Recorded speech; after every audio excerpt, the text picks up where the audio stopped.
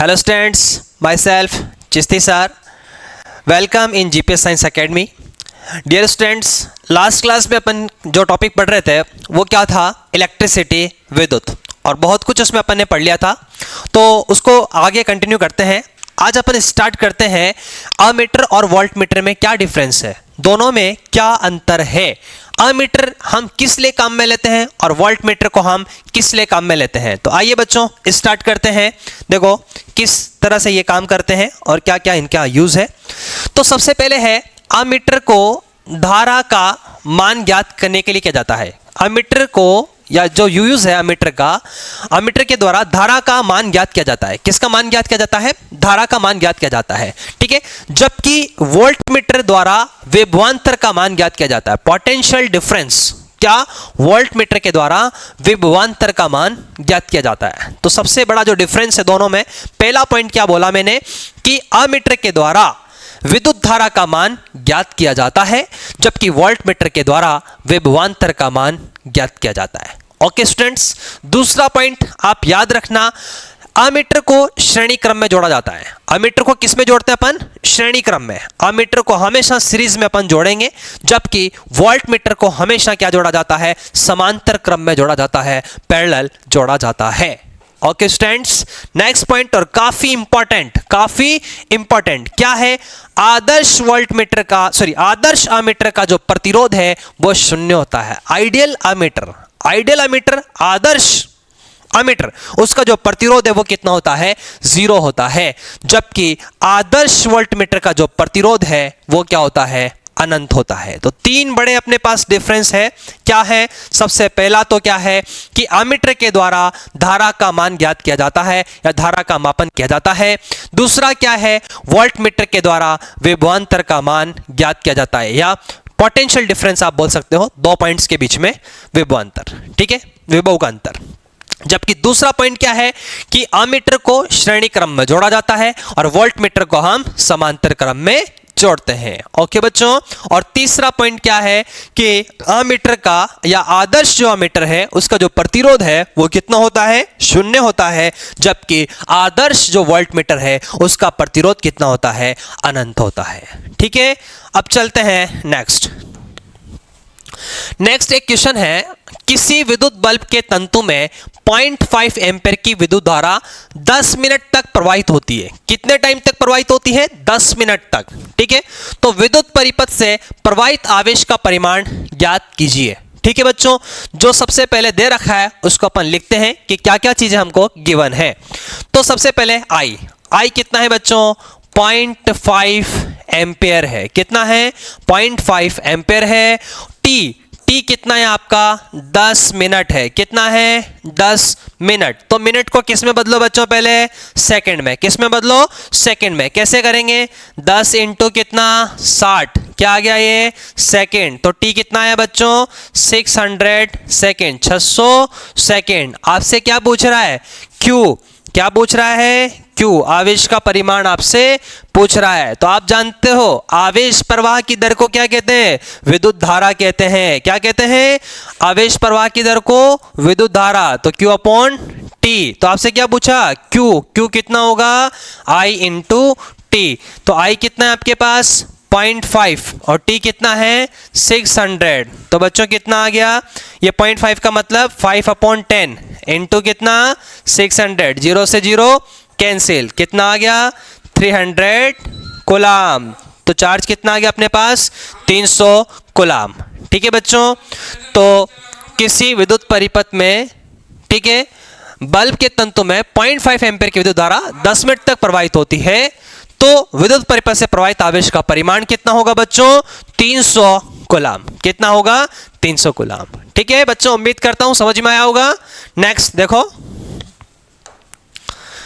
Next क्या है? 12 volt विभवांतर के दो बिंदुओं के बीच 2 कूलाम आवेश को ले जाने में कितना कार्य किया जाता है, ठीक है। तो कैसे करें?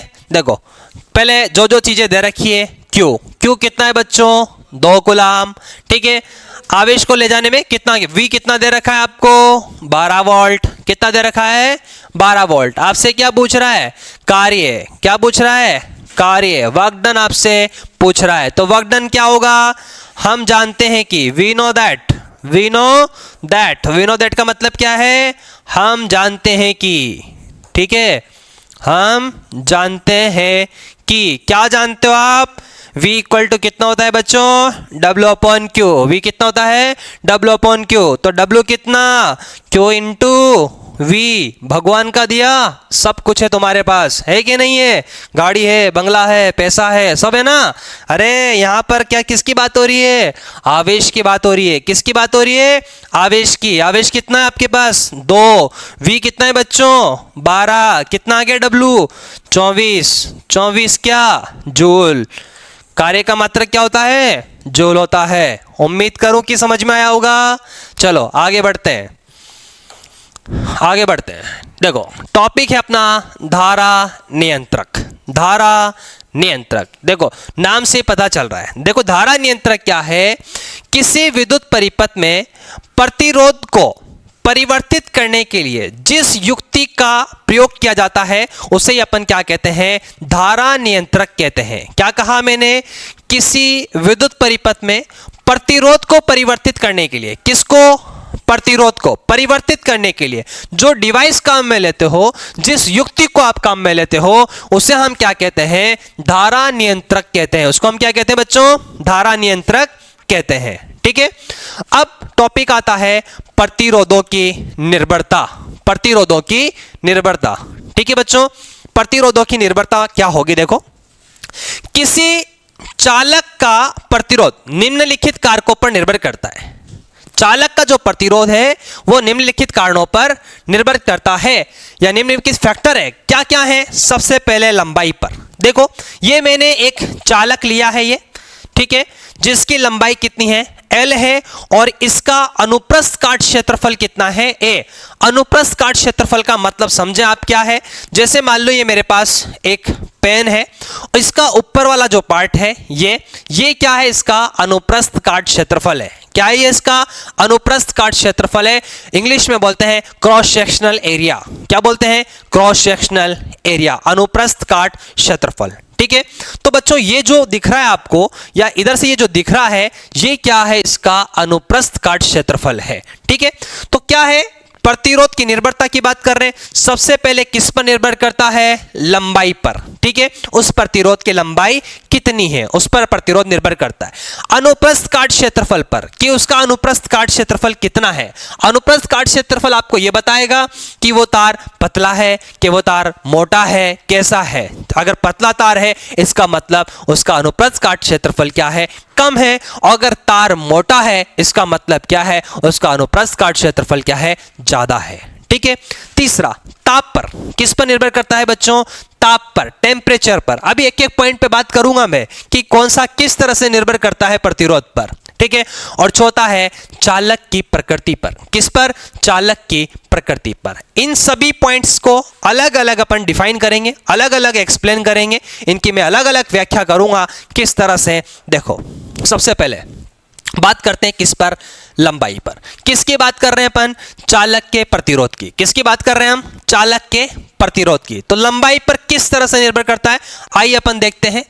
किसी चालक तार का जो प्रतिरोध R है वो चालक की लंबाई L के समानुपाती होता है, या आप इसको बोल सकते हो कि चालक तार का जो प्रतिरोध R है उसकी लंबाई के अनुत्क्रमानुपाती होता है, प्रोपोर्शनल होता है।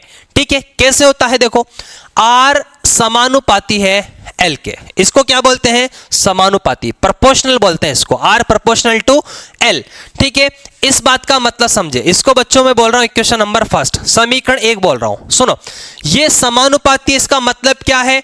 अगर आपका L ज्यादा होगा तो उसका प्रतिरोध भी क्या होगा? ज्यादा होगा। जितना बड़ा आप तार लोगे उसका प्रतिरोध भी ज्यादा होगा। अगर आपका L कम होगा तो प्रतिरोध भी क्या होगा? कम होगा। इसीलिए हम क्या कह रहे हैं? R समानुपाती किसके है? L के। किसी चालक तार का प्रतिरोध R उसकी लंबाई के क्या होता है बच्चों? समानुपाती होता है। ठीक है बच्चों, दूसरा पॉइंट दूसरा पॉइंट क्या है, क्षेत्रफल पर। किस पर, क्षेत्रफल पर। क्षेत्रफल बोलूं तो मैं यहां पर मतलब मेरा अनुप्रस्थ काट क्षेत्रफल से है। किससे है बच्चों, अनुप्रस्थ काट क्षेत्रफल से है, क्रॉस सेक्शनल एरिया से है। तो देखना, किसी चालक तार का प्रतिरोध R चालक के अनुप्रस्थ काट क्षेत्रफल A के वित्त कर्मानुपाती होता है। वित्त कर्मानुपाती होता है बच्चों। कैसे होता है, वित्त कर्मानुपाती। वित्त कर्मानुपाती का मतलब आओ समझते हैं क्या है। R proportional to 1/A। समानुपाती तो समझ गए ऐसा होता है, और वित्त कर्मानुपाती का मतलब 1/A है, उल्टा। R proportional to 1/A, R समानुपाती है किसके, 1/A के बच्चों। जिसका A ज्यादा उसका R कम। अगर ये बढ़ेगा तो ये क्या होगा, घटेगा। तो इसको क्या बोल देता हूं मैं, समीकरण 2 में इसको बोल देता हूं। 2 पॉइंट हो गए। तीसरा पॉइंट देखो बच्चों क्या है, ताप पर। किस पर, ताप पर। ताप काफी इंपॉर्टेंट पार्ट अदा करता है भाई। सुनो, किसी चालक का ताप बढ़ाने पर उसका प्रतिरोध क्या होता है, बढ़ता है। किसी चालक तार का अगर आप क्या करोगे, ताप बढ़ाओगे तो उसका प्रतिरोध क्या होगा बच्चों, बढ़ेगा। उसका प्रतिरोध क्या होगा, बढ़ेगा। याद रखना। चौथा क्या है, पदार्थ की प्रकृति पर। उस पदार्थ की प्रकृति कैसी है, उस पदार्थ का नेचर कैसा है, उस पर भी क्या करता है, निर्भर करता है। इसका मतलब यह है कि आपने जो तार लिया है वो तांबे का है, या वो सोने का है, या वो चांदी का है। कौन सा तार आपने लिया है, सबका प्रतिरोध क्या होता है, अलग अलग होता है। जैसे आप समझते हैं यहां पर, यदि समान लंबाई और समान अनुप्रस्थ काट क्षेत्रफल के तारों को भिन्न भिन्न पदार्थों द्वारा निर्मित किया जाए, जैसे मान लो एक मैंने ले लिया चांदी का और एक ले लिया मैंने Au। किसका, Au का, सोने का ले लिया मान लो, ठीक है। तो इनकी लंबाइयां क्या है बच्चों, सेम है। इनकी लंबाई क्या है, सेम है। अलग अलग पदार्थों के मैंने लिए हैं, तो चालक तारों का प्रतिरोध क्या होगा, भिन्न भिन्न होगा। इसका प्रतिरोध अलग होगा, इसका प्रतिरोध अलग होगा, दोनों प्रतिरोध अलग अलग होगा। दोनों का प्रतिरोध क्या होगा, अलग अलग होगा। तुम्हें एक बात बताऊं बच्चों, में किसी को मत बताना, ठीक है ना। जो चांदी है ना, सबसे सर्वाधिक सुचालक होती है। चांदी क्या है, सबसे ज्यादा क्या होती है, चालक होती है, ठीक है। आइए, यहां तक चारों बातें उम्मीद करूं मैं कि आपको समझ में आ गई होगी, सारी बातें आपकी क्लियर हो चुकी होगी, ठीक है बच्चों। आइए अब देखो, विशिष्ट प्रतिरोध या प्रतिरोधकता काफी इंपॉर्टेंट पार्ट है ये, काफी इंपॉर्टेंट पार्ट है ये। इसको मैं समझाता हूं आपको एक एक पॉइंट को। अभी आपने प्रतिरोध की निर्भरता पढ़ी है कि नहीं पढ़ी। तो सबसे पहला समीकरण क्या था कि किसी भी चालक तार का जो प्रतिरोध है उसकी लंबाई के क्या होता है बच्चों, समानुपाती होता है। पहला पॉइंट यही था। तो आप लिखें R किसके समानुपाती है, L के। समीकरण 1। दूसरा क्या कहा आपने कि चालक का जो प्रतिरोध है वो उसके अनुप्रस्थ काट क्षेत्रफल के वित्त कर्मानुपाती होता है। मतलब आपने क्या बोला, R प्रोपोर्शनल टू 1/A। इसको मैं क्या बोल देता हूं, समीकरण 2। दोनों समीकरणों को एक साथ मिला दूं, फ्रॉम इक्वेशन नंबर 1 एंड 2। तो क्या होगा, R proportional to L/A। R proportional to L/A। और बच्चों, जब भी समानुपाती हटता है एक कांस्टेंट आता है, एक नियतांक आता है, और वो नियतांक क्या है, R इक्वल टू, जब भी समानुपाती हटे एक कांस्टेंट आवे। क्या, एक कांस्टेंट आवे, और वो कांस्टेंट क्या है, रो। क्या बोलते हैं इसको, रो, RHO। रो का मतलब ही नहीं रोना शुरू कर दो तुम, नहीं, क्या है ये, रो। क्या बोलेंगे इसको, रो, RHO, रो, ठीक है। और ये L/A। मुझे क्या चाहिए, विशिष्ट प्रतिरोध या प्रतिरोधकता। इसको किससे प्रदर्शित करें, रो से। किससे प्रदर्शित करते हैं बच्चों, रो से। तो यहां पर मेरे पास रो मुझे चाहिए, तो रो को रोको, रो बराबर क्या होगा, RA/L। रो कितना आ गया, RA/L। ये बच्चों क्या आया, विशिष्ट प्रतिरोध या प्रतिरोधकता। सुन लो ध्यान से, सुनो ध्यान से दुनिया वालों, क्या, रो क्या है, विशिष्ट प्रतिरोध। क्या है ये, विशिष्ट प्रतिरोध या फिर आप इसको क्या बोल सकते हो, प्रतिरोधकता। क्या बोल सकते हो इसको आप, प्रतिरोधकता आप इसको बोल सकते हो। ठीक है बच्चों, तो क्या कहा हमने कि R प्रोपोर्शनल टू L, पहली बात। दूसरी बात क्या, R proportional to 1/A, R समानुपाती 1/A। दोनों को एक साथ मिला दूं, दोनों को एक साथ मिला दूं, इजाजत है, नहीं होगी तब भी लिखूंगा, लिख दूं। तो दोनों को मैंने एक साथ मिला दिया तो R प्रोपोर्शनल टू L/A आ गया। तो यहां पर हमने क्या कहा, जब भी समानुपाती हटेगा, जब भी समानुपाती हटेगा एक कांस्टेंट आएगा और उसका नाम क्या है, रो।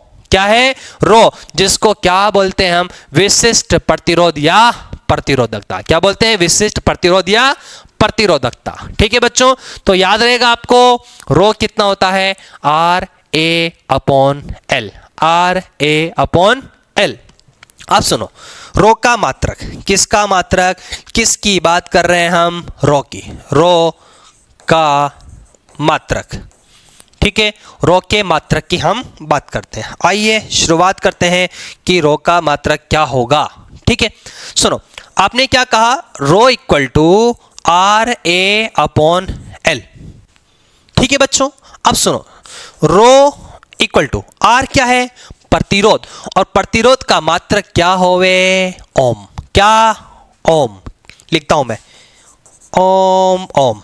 ठीक है, इनटू ए क्या है, क्षेत्रफल, ए क्या है, क्षेत्रफल, और क्षेत्रफल का क्या होता है, मीटर स्क्वायर। क्षेत्रफल का क्या होता है, मीटर का स्क्वायर। ठीक है, और लंबाई, लंबाई क्या होती है आपकी, मीटर में। लंबाई किस में होती है, मीटर में। देखो, 1 मीटर से 1 मीटर का बलिदान हो गया, बलिदान हो गया मतलब कैंसिल हो गया, कट गया। ठीक है, क्या बचा, R बराबर ओम, ओम इंटू मीटर। क्या बचा, ओम इंटू मीटर। कैसे प्रदर्शित करते हैं इसको, रो, ओम, ओम को ऐसे लिखते हैं और मीटर को ऐसे लिखते हैं। तो R कितना हो गया, रो कितना हो गया, ओम इंटू मीटर। क्या, ओम इंटू मीटर। बच्चों ये जो पॉइंट है काफी इंपॉर्टेंट है, यहां से आपका क्वेश्चन बनेगा, यहां से क्वेश्चन बनेगा। क्या बनेगा, सबसे पहले विशिष्ट प्रतिरोध या प्रतिरोधकता। क्या, रो इक्वल टू RA/L।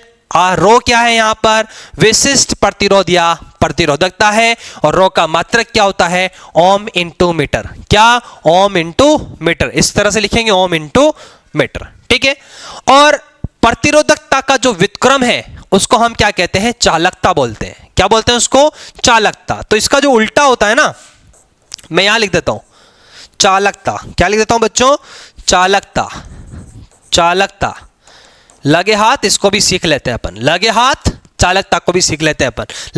क्या बोला मैंने, चालकता।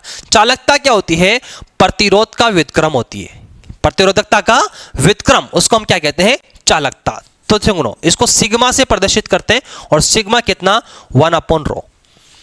तो प्रतिरोधकता का व्युत्क्रम मतलब उल्टा, उसको हमने क्या बोला, चालकता। तो सुनो ध्यान से दुनिया वालों, ये क्या हो गया, ओम इंटू मीटर।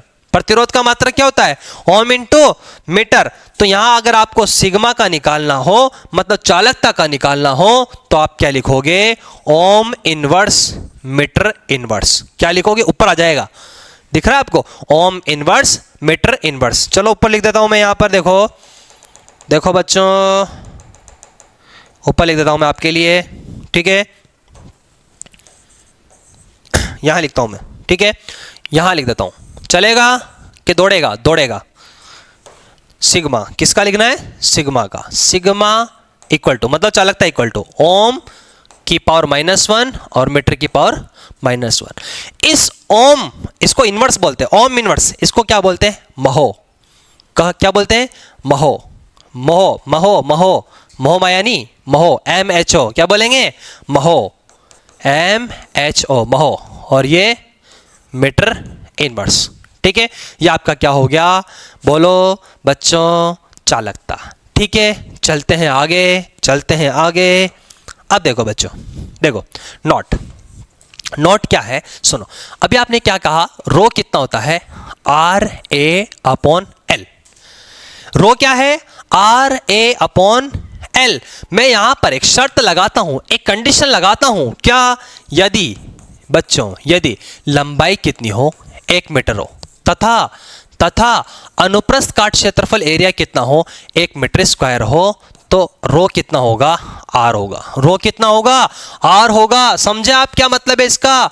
अर्थात किसी चालक तार की लंबाई 1 मीटर तथा अनुप्रस्थ काट क्षेत्रफल 1 मीटर स्क्वायर हो तो उस चालक तार का जो प्रतिरोध है या उस चालक तार का जो प्रतिरोध है उसी को हम क्या कहते हैं, विशिष्ट प्रतिरोध कहते हैं। क्या कहा हमने? यदि किसी चालक तार की लंबाई क्या हो बच्चों, 1 मीटर हो तथा अनुप्रस्थ काट क्षेत्रफल कितना हो, 1 मीटर स्क्वायर हो, तो उस चालक तार का जो प्रतिरोध है, उस चालक तार का जो प्रतिरोध है उसे ही हम क्या कहते हैं, विशिष्ट प्रतिरोध। क्या बोलते हैं बच्चों? विशिष्ट प्रतिरोध बोलते हैं। ठीक है, फिर आगे चलते हैं। दूसरा नोट क्या कह रहा है? विशिष्ट प्रतिरोध पदार्थ का गुण है। क्या है? पदार्थ का गुण है। यह लंबाई और क्षेत्रफल पर निर्भर नहीं करता है। लंबाई और क्षेत्रफल पर निर्भर नहीं करता है, मतलब जो रो है वो किस पर निर्भर करता है, ताप पर निर्भर करता है और उसकी प्रकृति पर निर्भर करता है। ठीक है बच्चों, अगला नोट, एक ही धातु के अलग अलग लंबाई के 2 टुकड़े करने पर उनकी प्रतिरोधकता का मान समान रहता है परंतु प्रतिरोधों का मान भिन्न भिन्न हो जाता है। क्योंकि आपने तार तो एक ही लिया ना, एक धातु के अलग अलग लंबाई के 2 टुकड़े करने पर, कोई धातु का तार है, ये तार है। मेरे हाथ में क्या है बच्चों? मेरे हाथ में क्या है? तार। क्या है बच्चों? तार। मान लो थोड़ी देर के लिए, क्या है ये? तार। सबको दिख रहा है? क्या है ये? तार। दिख रहा है ना सबको? भगवान ऐसी आंखें सबको दे, है ना। अब हम क्या करें, इसके 2 टुकड़े कर देते हैं अलग अलग, जैसे एक छोटा एक बड़ा, एक छोटा एक बड़ा। तो इनकी प्रतिरोधकता तो क्या रहेगी? समान रहेगी। इनकी प्रतिरोधकता तो क्या रहेगी? समान रहेगी, क्योंकि विशिष्ट जो प्रतिरोध है वो लंबाई पर निर्भर नहीं करता, लंबाई पर निर्भर नहीं करता। ठीक है, तो इसका मतलब क्या है? उनका प्रतिरोध अलग अलग हो गया, क्योंकि प्रतिरोध किस पे निर्भर करता है? लंबाई पे निर्भर करता है। ठीक है बच्चों, चलें आगे। नेक्स्ट क्या है? आंतरिक प्रतिरोध। आंतरिक प्रतिरोध समझते हैं कि क्या है। ठीक है, समझने की कोशिश करते हैं। किसी सेल में उपस्थित विद्युत अपघट्य द्वारा विद्युत धारा के मार्ग में उत्पन्न अवरोध को हम क्या कहते हैं? आंतरिक प्रतिरोध कहते हैं। जैसे समझे, एक सेल है, ये क्या है बच्चों? एक सेल है ये। ठीक है, अब इस सेल में आपने क्या करा, ये एक सेल है। क्या है? ये एक सेल है। ठीक है, सेल मान लो इसको, ये हमारे पास एक सेल है। सेल देखा ये सबने? तुम्हारी जिंदगी में खूब काम आता है सेल, आता है कि नहीं आता बच्चों? ठीक है, यहाँ क्या होता है? प्लस, और इस पे नीचे वाले पे क्या होता है? माइनस होता है। क्या होता है? माइनस। और आप इसमें क्या करते हो? उसमें एक घोल भर देते हो। आप इसमें क्या कर देते हो? एक घोल भर देते हो। ठीक है, इसमें आपने क्या करा? एक घोल भर दिया, घोल। ठीक है, और इस घोल को ही हम क्या कहते हैं बच्चों? विद्युत अपघट्य बोलते हैं। क्या बोलते हैं? इस घोल को ही विद्युत अपघट्य बोलते हैं। क्या बोलते हैं इसको? अपन विद्युत अपघट्य बोलते हैं। आपके घरों में जो बैटरी वगैरह होती है तो उसमें भी आप क्या करते हो? विद्युत अपघट्य आप जो है या घोल जो है उसमें भरा होता है बैटरी में। ठीक है, तो बच्चों आज अपन यहाँ तक इसको कंप्लीट करते हैं और एक शेर सुनाता हूँ मैं आपको। ठीक है बच्चों, तो ध्यान से सुनना और समझने की कोशिश करना।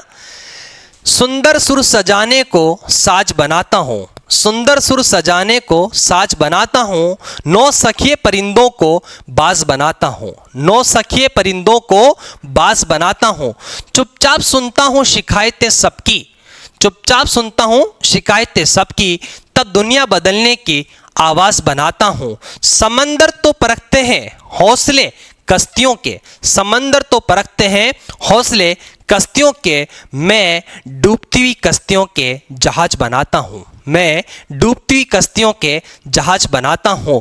बनाए चाहे चांद पर कोई बुर्जे खलीफा, बनाए चाहे कोई चांद पर बुर्जे खलीफा, मैं तो कच्ची ईंटों के ताज बनाता हूँ, मैं तो कच्ची ईंटों के ताज बनाता हूँ। Okay students, thanks.